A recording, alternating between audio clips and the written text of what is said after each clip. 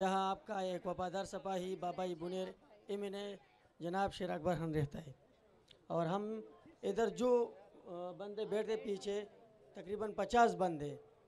लेकिन मुझे आपसे एक सवाल है बुनेर के बारे में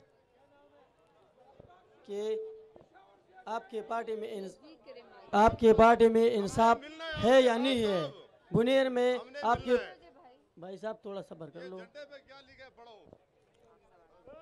सर।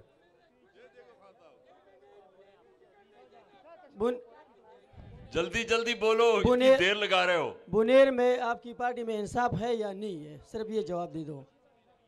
आपने जवाब देना है कि इंसाफ है या नहीं। मैं कैसे यहाँ से बता सकता हूँ कि है या नहीं। बोलो जल्दी से। सर क्या कहने की कोशिश कर रहे हो, बोलो जल्दी जल्दी। कोशिश ये है कि सारे बुनेर में तंजीम बनाई हुए है, सिर्फ 2 खानदानों को आपने पार्टी के इख्तियारात दी हुए है।